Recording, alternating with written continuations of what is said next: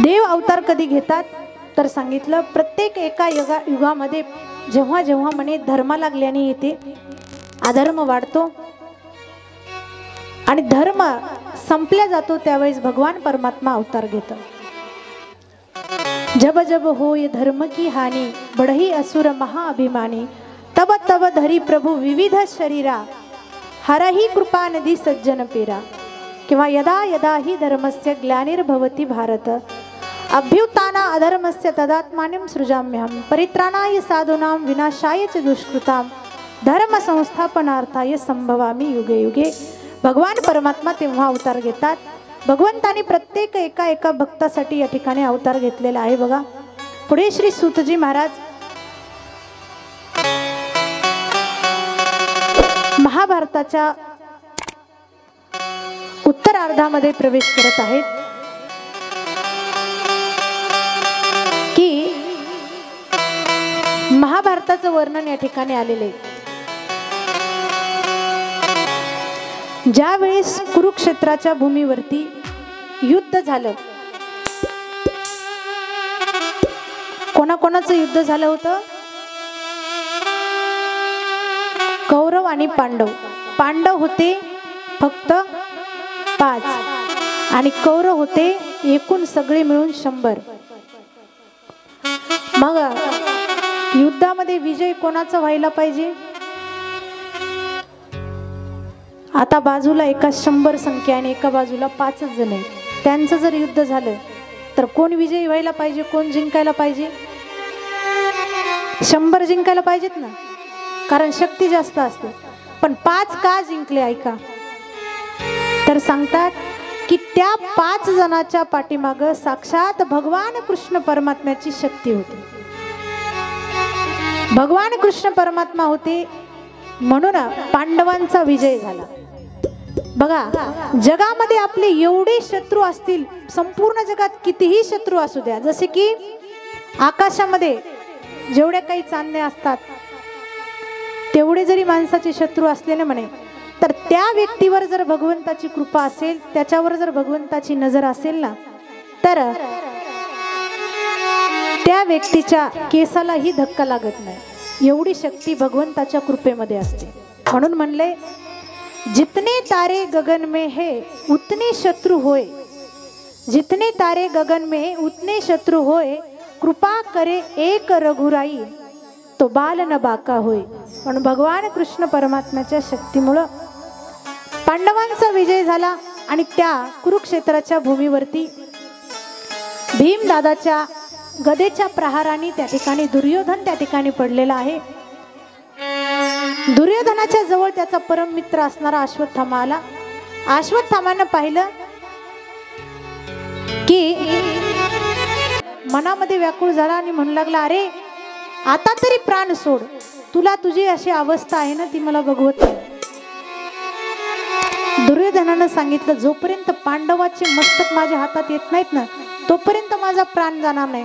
अश्वत्थाम्यानं प्रतिज्ञा केली, ठीक आहे म्हणे, तुला पांडवाचे मस्तक पाहिजे ना, मी आत्ता जातो आणि पांडवांना मारतो।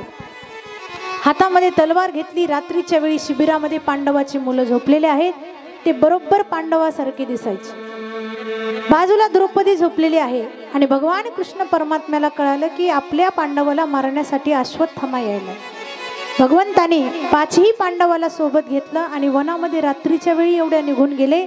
इकडे द्रौपदी बाजूला झोपलेली आहे, 5 पांडवांची मुलं झोपलेली आहेत। अश्वत्थाम्याला गैरसमज झाला आणि अश्वत्थाम्यानं त्या ठिकाणी द्रौपदीच्या 5ही मुलाचे मस्तक हातामध्ये आपल्या तलवारीने छाटले, हातामध्ये घेतले आणि अश्वत्थामा त्या ठिकाणी त्या दुर्योधनाच्या समोर आला आणि पाहिल्याच्या नंतर त्या दुर्योधनाला वाटू लागलं, दुर्योधन म्हणू लागला, अरे अश्वत्थामा हे काय केलं? हे काही पांडव नाही, पांडवाची मुलं आहेत 5,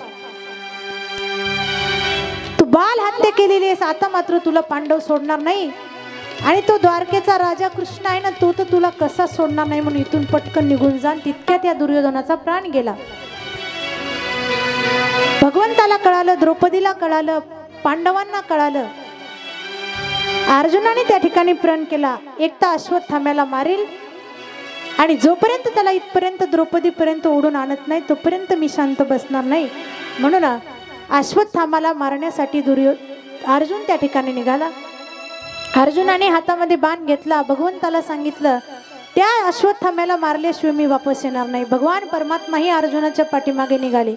अश्वत्थाम्याचं देवाचं युद्ध त्या ठिकाणी, त्या अर्जुनाचं युद्ध सुरू झालं आणि दोघांच्या युद्धामध्ये ब्रह्मास्त्र या ठिकाणी अश्वत्थाम्यानं सोडलेलं आहे। इकडं भगवान कृष्ण परमात्म्याच्या समोर अर्जुन आहे। अर्जुनाला त्या ठिकाणी राग अनावर झाला, त्यानेही ब्रह्मास्त्र सोडलं। भगवंताने विचार केला दोन्ही ब्रह्मास्त्र एकत्रित झाले, संपूर्ण सृष्टी नष्ट होईल। भगवंताने हातातलं चक्र सोडलं ना, ब्रह्मास्त्र शांत केलं। ओढत ओढत त्या अश्वत्थाम्याला अर्जुनाने त्या ठिकाणी द्रौपदीच्या समोर आणलं। द्रौपदीनं सांगितलं याला सोडून द्या, का? कारण हा गुरुपुत्र आहे, द्रोणाचार्याचा मुलगा आहे। आता ताई ब्राह्मण जरी असला तरी पण हा तुमचा गुरुचा पुत्र आहे आणि याचीही ताई आहे। जशी माझी मुलं या ठिकाणी मरण पावली, मला जेवढं दुःख होतं म्हणून याच्या आईला दुःख झालं नाही पाहिजे, म्हणून याच्याही मातेला दुःख होऊ नये म्हणून उदार अंतकरणाची जी द्रौपदी आहे, द्रौपदी मातेनं सांगितलं याला सोडून द्या। भगवान श्रीकृष्ण परमात्म्याने याला शाप दिला, म्हणे बालकाची हत्या करतो जा, तुला कधीही मरण येणार नाही, असाच तू या संपूर्ण कलियुगाच्या शेवटपर्यंत तू भटकत राहशील। शाप दिला, अंगातून तुझ्या वेगवेगळ्या प्रकारची दुर्गंध बाहेर पडेल म्हणून भगवंताने त्या ठिकाणी शाप दिला। तो अश्वत्थामा म्हणे आतापर्यंत हिमालयामध्ये त्या ठिकाणी भ्रमण करतो।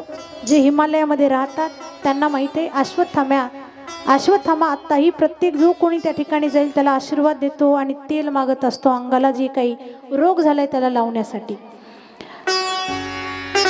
सगळ्यांना याचना करतो। हा अश्वत्थामा पुन्हा कलियुगाच्या शेवटी देवासोबत युद्ध करणार, पुन्हा देव त्याचा उद्धार करणार, अशी कथा या ठिकाणी सांगितलेली आहे।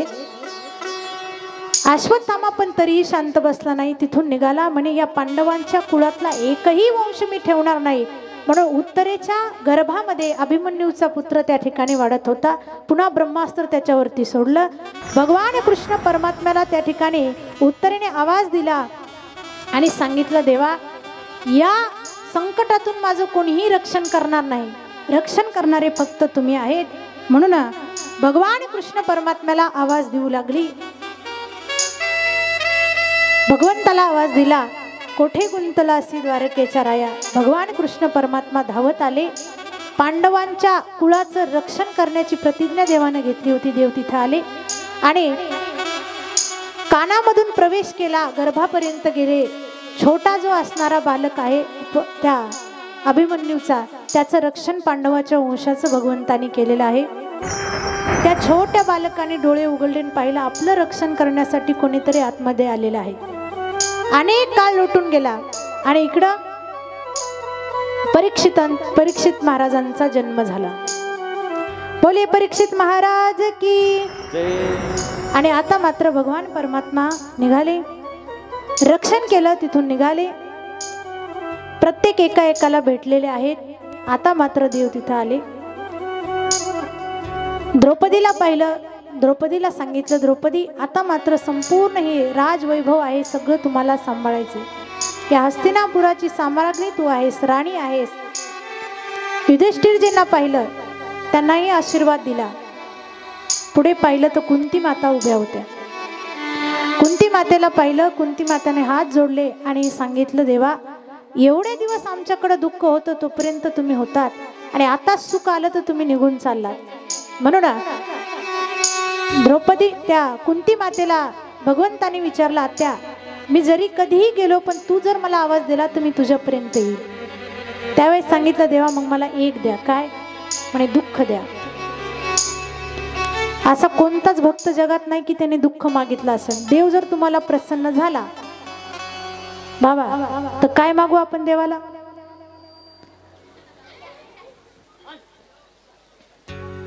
काय मागू? मागायचं कळालं पाहिजे, नाही तर काही काय असे मागतात महाराज की बघायचंच काम नाही। एक वेळेस म्हणे भगवान श्री महादेव आणि पार्वती माता भ्रमण करू लागले आणि एक लाकूड तोडा त्या ठिकाणी भगवान शंकराचं नामस्मरण करत करत लाकडं तोडू लागले। लाकडं तोडत असताना पार्वती मातेची दृष्टी त्याच्यावर गेली। पार्वती माता म्हणू लागल्या देवा किती मोठा भक्त आहे बघा, एवढे काबाड कष्ट करतो, लाकूड तोडत तोडत तुमचं नाव घ्यायले, त्याच्यावर प्रसन्न व्हान, त्याला वरदान द्या. देव म्हणले एवढ्या लवकर प्रसन्न होत नसतात पार्वती. पण भगवान महादेवाचं बोलणं पार्वती माता ऐकत नव्हत्या. म्हणे किती कष्ट करायला, मला त्याच्यावर दया येईल, मी म्हणायली म्हणून तरी ऐक. आता भगवान परमात्मा महादेव असो का कोणी असो, बायकोच्या पुढे कोणी जात नाही. घरात बाहेर किती बी वाघासारखे फिरू, पण घरात आल्यावर बरोबर मांजरीसारखे म्याव करतात. देव म्हणले आता तू सांगितल्यावर काय हरकत आहे, चला परीक्षाच घ्यायची ना, चला म्हणे. निघाले, तिथपर्यंत आले, दोघंही जंगलात आले. जंगलात आल्याच्या नंतर पार्वती मातेला सांगितलं या झाडाच्या पाठीमागून तू लपून बघ, आता हे काय मागतोय. पार्वती माता झाडाच्या पाठीमागून लपून पाहू लागल्या. भगवान शंकर साक्षात त्या लाकूड तोड्याच्या पुढे प्रगट झाले. प्रगट झाल्याबरोबर लाकूड तोड्याने हातातली लाकूड बाजूला फेकलं, कुऱ्हाड बाजूला फेकली, दोन्ही हात जोडले देवाला म्हणला, देवा काही साधना न करता तुम्ही मला प्रसन्न झालात. त्यावेळेस महादेवाने विचारलं, म्हणे भक्ता तुझ्यावर मी प्रसन्न आहे, काय मागायचं ते मागून घे. त्यावेळेस ते लाकूड तोड्याने विचार केला, देवाला काय मागावं काय मागावं काय मागावं. त्याने खिशात हात घातला. खिशात हात घातल्याबरोबर म्हणे देवा सकाळपासून मी तडपू लागलो, काय सांगू तुम्हाला. म्हणे मी फक्त सोबत म्हणे तंबाखूच आणली, त्याला लावायला चुनाच नाही आणला. म्हणजे तेवढा चुना दिला असता तर बरं होत होतं देवा. तंबाखू माहिती ना सगळ्याला कशी असते ती, त्याला चित्तवर्धक चूर्ण म्हणतात काही काही लोक. म्हणे देवा एवढं काम करा, चुना द्या म्हणे. पार्वती मातेने तिथूनच हात जोडले. म्हणे देवा इथूनच अंतर्ध्यान व्हा, चुना देऊन टाका. देव अंतर्ध्यान. पुढे आला तर माणसांनी मागावं काय हे कळालं पाहिजे, बरोबर आहे. कुंती मातेला देव प्रसन्न आहेत, समोर भगवान श्रीकृष्ण परमात्मा आहेत. कुंती माता मागतात देवा मला दुःख द्या. त्यावेळेस देव म्हणले दुःख घेऊन काय करणार. सांगितलं देवा तुमची आठवण राहिली पाहिजे. मग एक काम करा, काय दुःख द्या. ठीक आहे म्हणले, तथास्तु.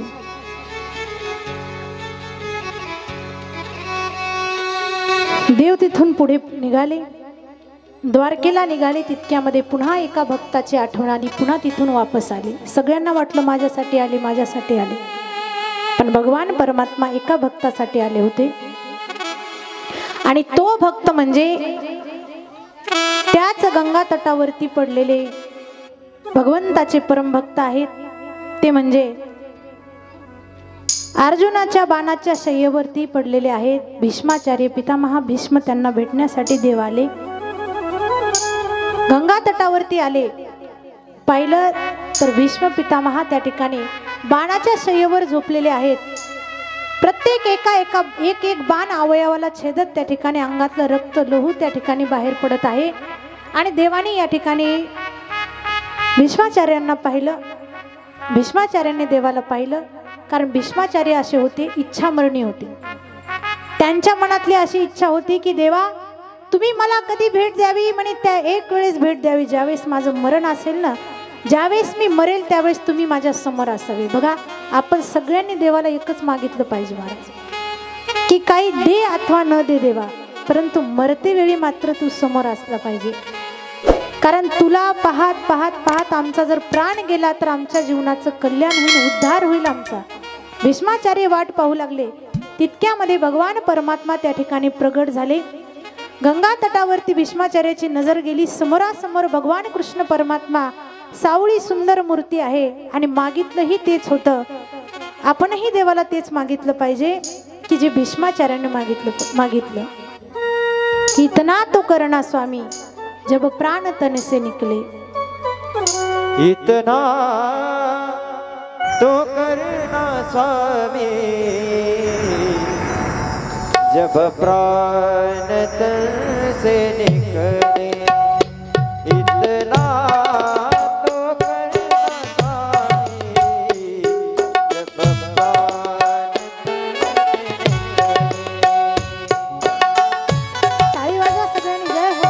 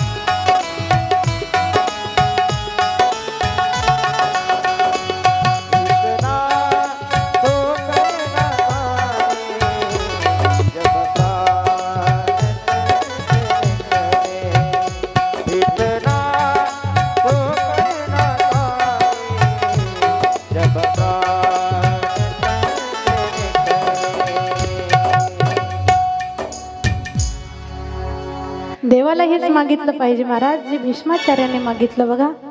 कितीही आपण काही कमवलं तरी पण सोबत शेवटी काही न्यायचं नाही, हे इथंच राहणार आहे. एकदा परमात्मा जर हातातून निघून गेला ना, एवढं जीवन निघून गेलं ना, पुन्हा देव भेटत नाही.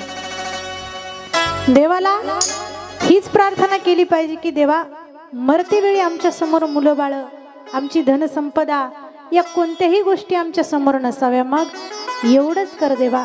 इतना तो करना स्वामी जब प्राण तन से निकले, गोविंद नाम लेकर तब प्राण तन से निकले. मग समोर काय असावं? श्री वृंदावन का स्थल हो, मेरे मुख में तुलसी दल हो, श्री कृष्ण चरण का जल हो, जब प्राण तन से निकले. आणखी काय मागायचे तर मेरा सावरा खडा हो, मुरली का स्वर भरा हो, तिरचा चरण धरा हो, जब प्राण तन से निकले. आणि देवाला आणखी एक प्रार्थना करायची, देवा अशा रूपामध्ये या की जशा रूपामध्ये आम्ही तुम्हाला नेहमी पाहतो. पीतांबरी कसी हो, मुखड़े पे कुछ हंसी हो, छबी मन में ये बसी हो, जब प्राण तन से निकले. आणि येताना देवा एकटी येऊ नका, तर कोणाला घेऊन या म्हणे, तर राधा राणीला घेऊन या. मेरी छोटी सी है अर्जी, मानो तुम्हारी मर्जी, राधे को संग लाना, जब प्राण तन से निकले.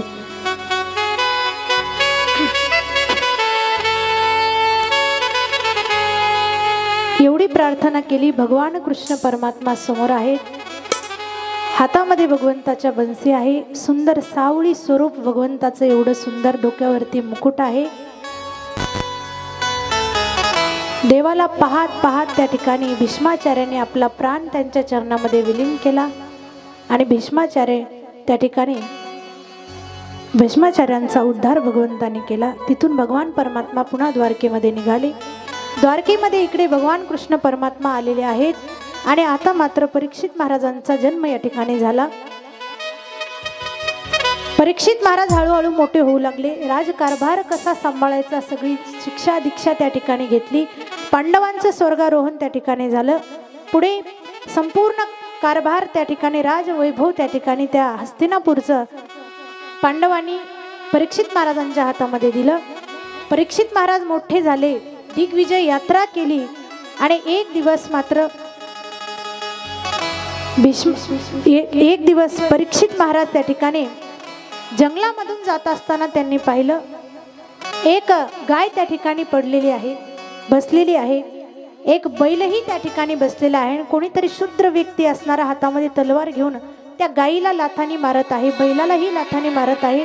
हे जेव्हा पाहिलं, राग आला. परीक्षित महाराज जवळ आले आणि सांगितलं, अरे हे द्वापार युग आहे आणि द्वापार युगामध्ये, माझ्या युगामध्ये गायीचा अपमान होतो, बैलाचा अपमान होतो. गाय म्हणजे मातेचं स्वरूप आहे, बैल म्हणजे धर्माचं स्वरूप आहे.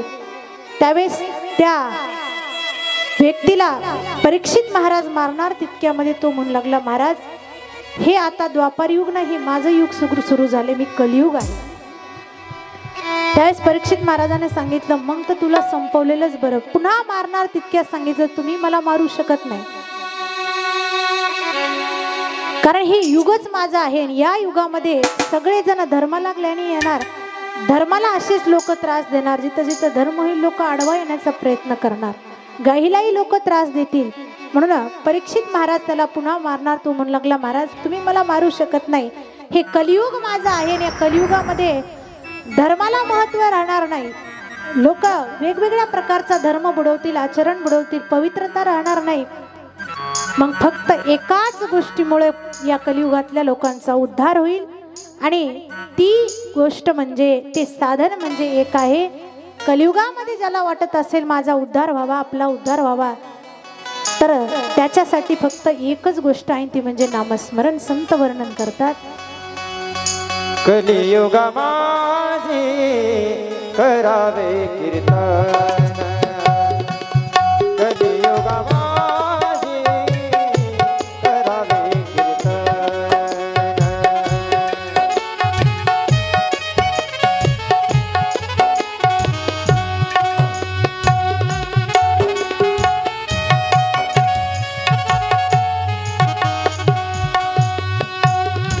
देने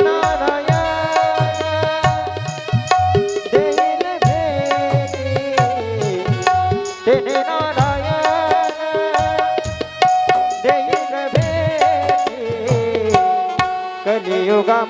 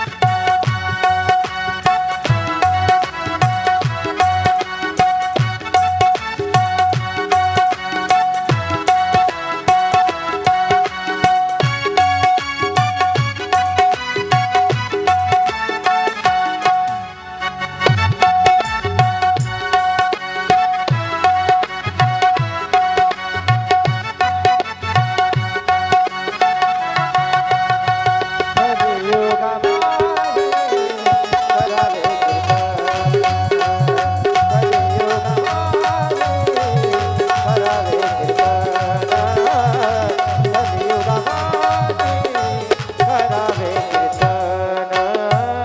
करावे परीक्षित महाराजांना तो कलियुग म्हणू लागला, माझ्या युगामध्ये ज्याला वाटतं माझा उद्धार व्हावा त्यानं काय केलं पाहिजे, माझं नामस्मरण केलं पाहिजे, कथा ऐकली पाहिजे. ज्याने ज्याने माझं गुण ऐकलं, ज्याने माझं नाम घेतलं, त्या भगवंताचं नाम घेतलं ज्याने, त्याचाच उद्धार या ठिकाणी होतो. म्हणून माझ्या युगामध्ये मात्र सगळ्यात सोपं साधन म्हणजे नामस्मरण आहे. कलियुगा माझी करावे कीर्तन, तेने नारायण देईल भेटी, भगवान परमात्मा तेव्हा भेट देईल. किंवा कलियुगी उद्धार हरीच्या नामे. त्यावेळेस मात्र परीक्षित महाराज विचारू लागले, मग तुझं स्थान कोणत्या कोणत्या ठिकाणी आहे. तर सांगितलं, ज्या ठिकाणी द्यूतपान जुगार खेळला जातो त्या ठिकाणी कलियुग वास्तव्य करतो. ऐका, महत्वाची गोष्ट आहे. कलियुग कुठे राहतो ऐका. ज्या ठिकाणी जुगार खेळला जातो, जुगार म्हणजे सगळ्यांना माहिती आहे. काही लोकांना वाटतं की देव आम्हाला बघत नाही, लोक मंदिरात त्या ठिकाणी पत्ते खेळत बसतात. त्यांना वाटतं देव समोर बघायला म्हणून पाठीमागे जाऊन बसतात मंदिराचे पत्ते खेळण्यासाठी. काही काही ठिकाणी असतंय असं. आता आपलं गाव सुज्ञ चांगलं आहे म्हणून चांगली गोष्ट आहे, देवाची कृपा आपल्या गावावर आहे. पण काही काही ठिकाणी आम्ही असं पाहतो, महाराज मंदिराच्या पाठीमागच लोक पत्ते खेळत बसतात. त्या ठिकाणी म्हणे कलियुग वास्तव्य करते. मग शहाण्या माणसांनी कलियुगामध्ये या ठिकाणी पत्ते खेळले नाही पाहिजे, जुगार खेळला नाही पाहिजे. त्या ठिकाणी कलियुगाचं वास्तव्य. पुढे सांगितलं मद्यपान. मद्यपान म्हणजे जो कोणी दारू पित असेल, मद्यपान करत असेल, त्या ठिकाणी समजायचं की याच्यामध्ये कली आहे, कलियुगाचं वास्तव्य आहे. पुढे सांगितलं व्यभिचार, वेश्यांची संगती करणाऱ्या माणसामध्ये कलियुग वास्तव्य करतो. पुढे सांगितलं हिंसा. हिंसा म्हणजे समोरच्या जीवाला त्रास देणं, त्यालाही हिंसा म्हणतात. त्याच्यामध्ये वेगवेगळे प्रकार पडतात. कायिक हिंसा, मानसिक हिंसा, वाचिक हिंसा. आपण मनानं जर आपल्या मनाने जर इतरांचं मन आपल्या बोलण्यातून दुखत असेल तर ती एका प्रकारची हिंसा आहे. चोरी करणं ही एक हिंसा आहे. आणि सगळ्यात महत्त्वाचं, मांसाहार करणारे जे लोक असतात, पशु मारून खातात, हिंसा करून ते मांस खाल्लं जातं, तेही हिंसा आहे. अशा ठिकाणी कलियुग वास्तव्य करतं. आणि दुसरी, आता मात्र हे 4 ठिकाणे दिले. त्यावेळेस कलियुग म्हणू लागला, महाराज हे तर मी ऑलरेडी बुक केले, तिथं मी अगोदरच राहतो. मग म्हणजे चांगलं काही स्थान द्या. ठीक आहे म्हणले, सोन्यामध्ये जाऊन राहा. आता ज्याच्याकडे सोनं आहे त्याच्या ठिकाणी, ज्यांनी ज्यांनी सोनं घातलंय त्या ठिकाणी त्या सोन्यामध्ये काय आहे, कलियुग आहे. महिला मंडळी लक्ष आहे का? तुम्ही घातलेलं जेवढं सोनं आहे त्या सगळे सोन्यामध्ये, शास्त्र सांगायले सोन्यामध्ये काय आहे, कलियुग आहे. मग तुम्ही म्हणता ताई आजपासून सोनं घालाव का नाही? काय हरकत नाही, तुमची इच्छा नसेल तर मला देऊन टाका.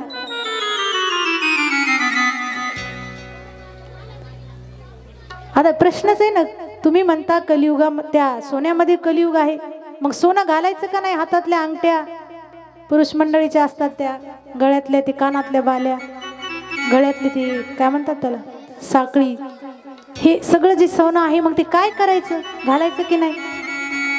तर ऐका, सोन्यामध्ये जरूर कलियुगाचं वास्तव्य सांगितलंय, पण कोणत्या सोन्यामध्ये? ऐका, ते सोनं जर चोरीचं असेल, दुसरी कोण चोरून जर आपण ते सोनं आणलं, ते जर आपण आपल्या अंगावरती धारण केलं, तर त्याच्यात कलियुग आहे. शुद्ध सोनं, सात्विक सोनं, कष्ट करून मेहनतीचं जे सोनं आपण कमवलंय त्याच्यामध्ये साक्षात देव वास्तव्य करतो, कारण ती एक लक्ष्मी माता आहे. सोनं म्हणजे लक्ष्मी माता. मग सांगितलं अशा ठिकाणी मी वास्तव्य करेन. शास्त्र सांगतंय की ज्याला ज्याला मोठं व्हायचंय, ज्याला धार्मिक राजा व्हायचंय, त्या राजाने या गोष्टीपासून दूर राहिलं पाहिजे. ज्याला मोठ्या समाजामध्ये नेता व्हायचंय, प्रजेची सेवा करायची, त्याने या गोष्टीपासून दूर राहिलं पाहिजे. आणि ज्याला धर्माचा उपदेश समाजामध्ये करायचा आहे, त्यानेही या गोष्टीपासून दूर राहिलं पाहिजे. अशा प्रकारचं या ठिकाणी कलियुगाचं वास्तव्य सांगितलं. पुढे मात्र आता परीक्षित महाराज इथून निघून गेले, आपल्या राज्यामध्ये राजवाड्यामध्ये आले. आल्याच्या बरोबर भांडार ग्रहामध्ये गेले. पाहिलं सुंदर मुकुट त्या ठिकाणी ठेवला होता. त्या मुकुटावरती राजाचं मन गेलं. परीक्षित महाराजांनी तो मुकुट उचलला आणि डोक्यावरती धारण केला. धारण केल्याबरोबर कलियुगाच्या लक्षात आलं की आता म्हणे सगळ्यात अगोदर आपण आक्रमण करायचं तर म्हणे या राजावरच करायचं, परीक्षित महाराजांना. म्हणून तो कलियुग त्या ठिकाणी डोक्यामध्ये जाऊन त्या मुकुटामध्ये जाऊन बसला. दुर्बुद्धी अशी झाली, शिकार करण्यासाठी निघाले. परीक्षित महाराज घोड्यावर बसले, हातात तलवार घेतली, शिकार करण्यासाठी वनामध्ये आले. अनेक वेळ त्या ठिकाणी शिकार केली आणि शिकार केल्याच्या नंतर आता मात्र तहान लागली. शिकार करून करून घामाघाल झाली. एका कुटियामध्ये गेले. पाहिलं तर एक संत त्या ठिकाणी साधना करू लागले, देवाचं भजन करू लागले. आवाज दिला, कोणी इथं असेल तर पाणी द्या. एकदा आवाज दिला, ऐकलं नाही. दोनदा आवाज दिला, आतमध्ये प्रवेश केला कुटियामध्ये. राजाला वाटलं संपूर्ण याचा साम्राज्याचा मी राजा आहे आणि माझा अपमान हे संत करतात, म्हणून मृत सर्प खाली पडला होता, बाणाने उचलला गळ्यात टाकला. संतांचा अपमान झाला एवढा शब्द या संतांच्या मुलाला, शमीक ऋषीच्या मुलाला समजला. शृंगी ऋषीने त्या ठिकाणी शाप देऊन टाकला, ज्याने कोणी माझ्या वडिलाचा अपमान केला, येणाऱ्या 7 दिवसात त्या व्यक्तीला, तो कोणीही असो, त्याला तक्षक नाग त्या ठिकाणी दंश करेन आणि 7 दिवसात त्याची मृत्यू होईल. शाप दिला. राजा घरी आले. परीक्षित महाराजांनी राजवाड्यात आल्याबरोबर मुकुट काढला, जाग्यावर ठेवला. तुम्ही म्हणता हा मुकुट कोणाचा होता? कलियुगाने का प्रवेश केला? तर भीमदादांनी त्या ठिकाणी जरासंधाचा हा मुकुट आणून त्या भांडार ग्रहात ठेवला होता.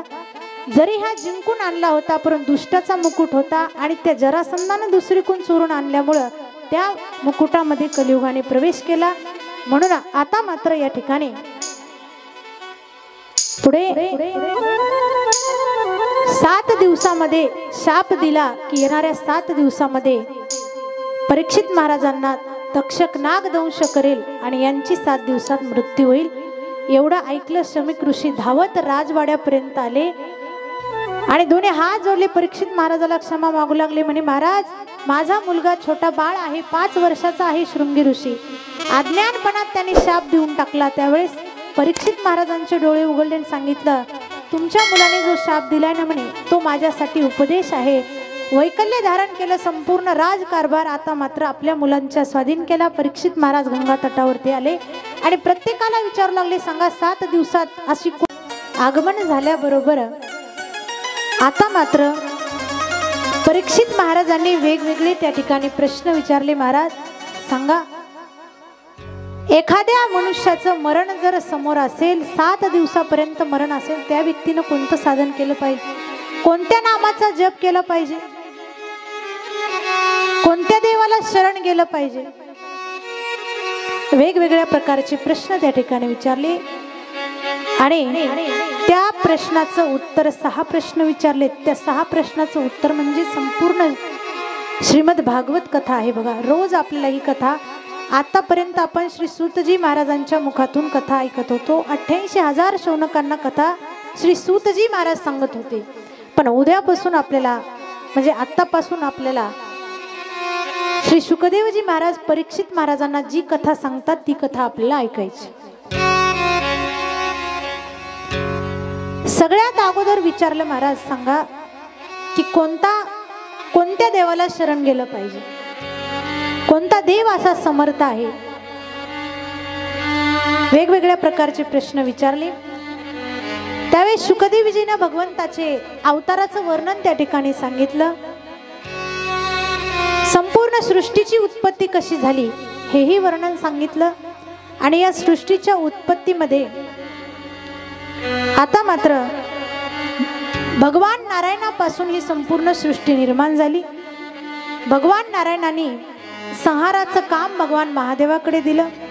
सृष्टी उत्पत्तीचं कार्य त्या ठिकाणी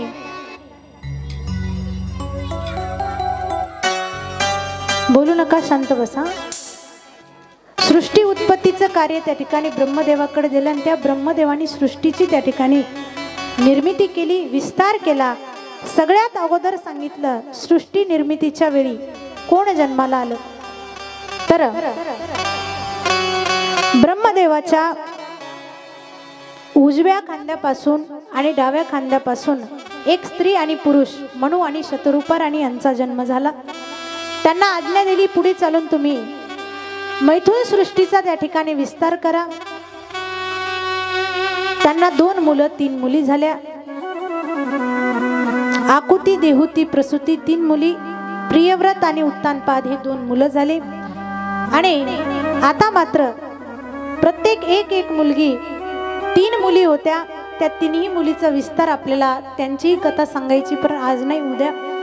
पण याच्या अगोदर या ठिकाणी भगवंताच्या एका अवताराची कथा श्री परीक्षितजी महाराज शुकदेवजी महाराजांना विचारतात की म्हणे देवा, वराह अवतार भगवंताचा कसा झाला, कोणत्या निमित्ताने झाला, वराह अवताराची कथा तुम्ही मला सांगा। त्यावेळेस कश्यप ऋषी भगवंताचे मोठे भक्त आहेत आणि दिती आणि आदिती या 2 पत्न्या आहेत। लक्षपूर्वक ऐका, बोलू नका, शांत बसा। एक देवतांची माता आहे, दिती ही देवतांची माता आहे, दिती राक्षसांची माता आहे आणि आदिती ही देवाची माता आहे। एक दिवस ही जी दिती आहे आपल्या पतीच्या जवळ गेली आणि सायंकाळच्या वेळी काम वासनेनं बोलू लागली। त्यावेळेस पती सांगू लागले, बाई सायंकाळची जी वेळ असते ना ती फक्त भगवंताचं त्यावेळेस भजन केलं पाहिजे, हरिपाठ घेतला पाहिजे, भगवंताचं स्मरण स्नान संध्या आदी करून ध्यान करण्याची, मंत्र जाप करण्याची वेळ ती आहे। आणि त्याच वेळेस मात्र पुन्हा पुन्हा पत्नी आग्रह करू लागली, म्हणून तिची इच्छा पूर्ण दितीची त्या ठिकाणी या ऋषींनी केलेली आहे। कालांतराने ही गर्भवती झाली आणि सांगितलं तुझ्या पोटी 2 दैत्य जन्माला येतील। एकाचं नाव आहे हिरण्याक्ष आणि दुसऱ्याचं हिरण्यकश्यप। तर 2 दैत्य जन्माला आले, दोन्हीही राक्षस होते। कालांतराने मोठे झाले, देवतांची तपस्या केली, बळ मागून घेतलं, शक्ती मागून घेतली।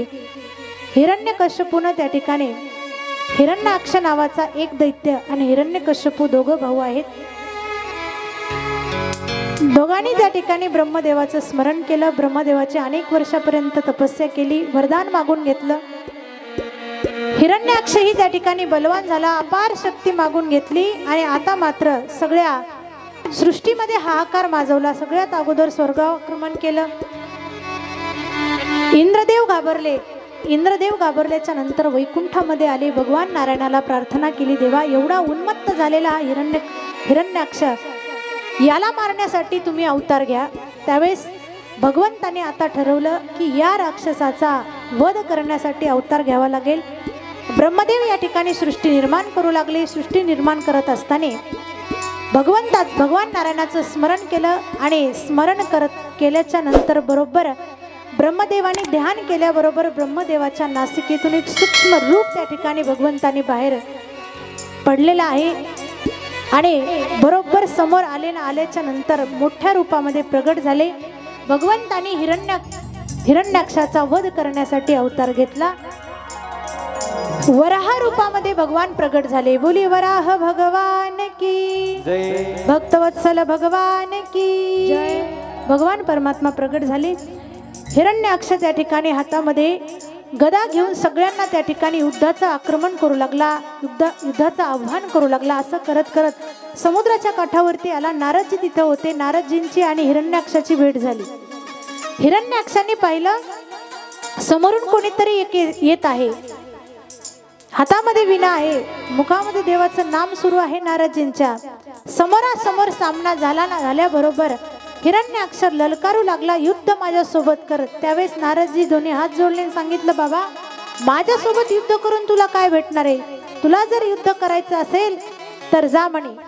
कोणीतरी आता एक पुरुष असा जन्माला आलेला आहे आणि समुद्राच्या दिशेने तो त्या ठिकाणी जात आहे. इकडे भगवान वराह आणि ब्रह्मदेवाचा त्या ठिकाणी संवाद सुरू आहे. देवा, सृष्टी उत्पत्तीची तुम्ही आज्ञा दिली, पण ही संपूर्ण सृष्टी ठेवायची कुठे? मी अनेक जीव निर्माण करेल. त्याच्यासाठी प्रलय झाल्याच्या नंतर पृथ्वी आहे, पृथ्वी रसातळाला समुद्रामध्ये गेलेली आहे, मग ती तुम्ही वर काढा. वराह अवतारामध्ये भगवंतानी आपल्या दातावरती भगवंतानी समुद्रामध्ये प्रवेश केला. प्रवेश केल्याबरोबर पृथ्वी आपल्या दातावरती ठेवली. हातामध्ये कौमुदिनी गदा आहे. असं करत करत भगवान पृथ्वी दातावरती घेऊन समुद्राच्या काठाने चालत असताना नारदजींनी या हिरण्याक्षाला पाठवलं, म्हणे जा, असा समर्थ योद्धा या ठिकाणी त्याचा जन्म झालाय, त्याच्यासोबत युद्ध कर. नारदजीने पाठवलं. हिरण्याक्ष निघाला याचा शोध घेण्यासाठी. वराह भगवंताचा चालत चालत आला. पाहिलं तर भगवान वराह त्या ठिकाणी दातावरती पृथ्वी ठेवून समोरून येत आहेत. पाहिल्याबरोबर आता मात्र या हिरण्याक्षाने पुन्हा भगवंताला युद्धाचं आव्हान केलं. भगवंताच्या हातामध्ये कौमुदिनी गदा होती. भगवंतानी विचार केला, ही जी दातावरती पृथ्वी आहे ही ठेवायची कुठे? म्हणे डोक्यावर घेतली देवाने. ती पृथ्वी डोक्यावर घेतली आणि या हिरण्याक्षासोबत आता मात्र भगवंतानी युद्ध करायला सुरुवात केली. बघा, दुष्टाचा संहार करण्यासाठी परमात्मा अवतार घेतो. वराहाचा अवतार या ठिकाणी झालेला आहे या हिरण्याक्षाचा वध करण्यासाठी. मग वध करायचा म्हणल्यावर असं जमल का? काय करावं लागेल? हिरण्याक्षाने हातामध्ये शस्त्र घेतलंय. त्याच्या हातात तलवार आहे, कौमुदिनी गदा आहे. भगवंताच्या हातामध्ये दोघांचं युद्ध सुरू झालं. दोघांच्या घनघोर युद्धामध्ये आक्रमण करू लागला हिरण्याक्ष. भगवान परमात्मा भगवान वराह आक्रमण करू लागले. भगवंतानी कौमुदिनी गदा वर केली, गरगर गरगर फिरवली आणि एकदाच त्या हिरण्याक्षाच्या छातीवर प्रहार केला आणि त्याचा उद्धार केला. भगवंतानी त्याचा उद्धार केला. केल्याबरोबर सगळ्या देवतांना आनंद झाला. सगळ्यांनी पुष्पवृष्टी केली. देवानी वर पाहिलं. वर पाहिल्याबरोबर पृथ्वीला अहंकार झाला होता. म्हणे पृथ्वी म्हणू लागली, बघा, याचा जन्म झाल्याच हा नारायणी अवतार आहे, वरा अवतार आहे. जन्म झाल्याबरोबरच यानं काय केलं? मला डोक्यावर घेतलं, म्हणून तिला अहंकार झाला.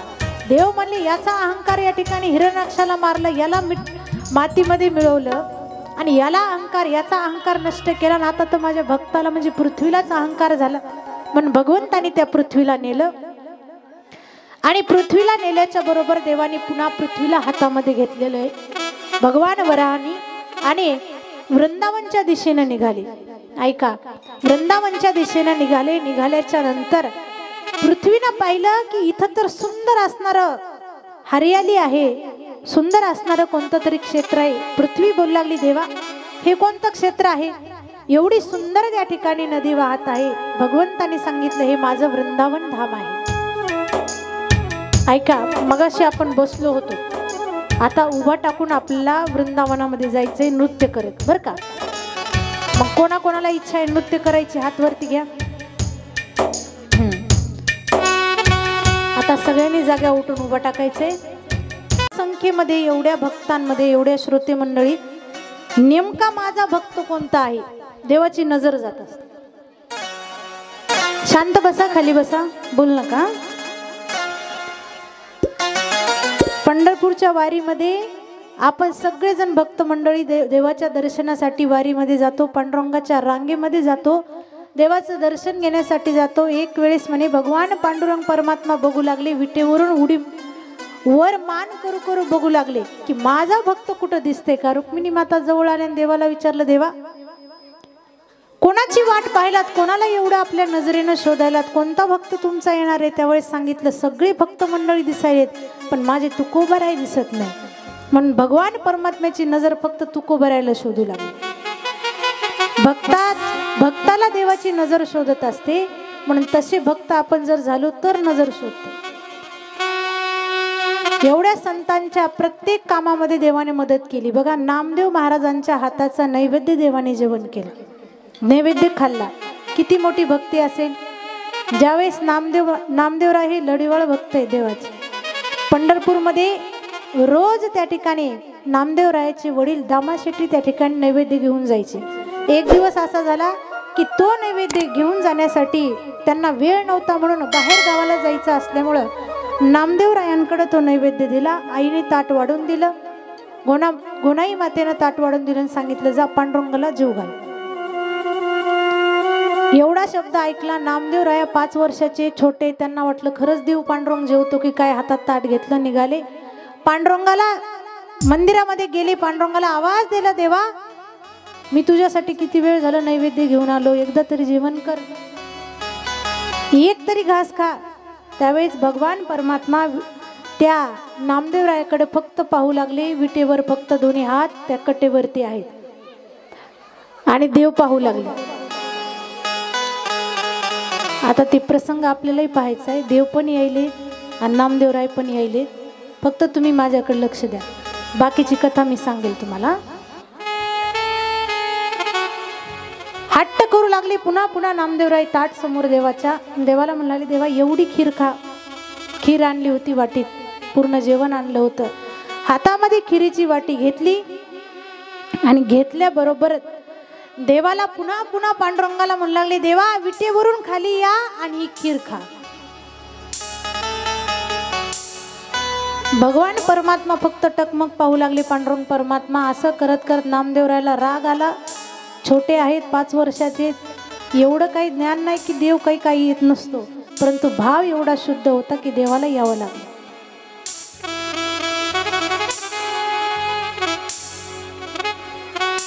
भाव एवढा शुद्ध होता की नामदेवरायाने हातातली वाटी देवाच्या समोर दाखवली.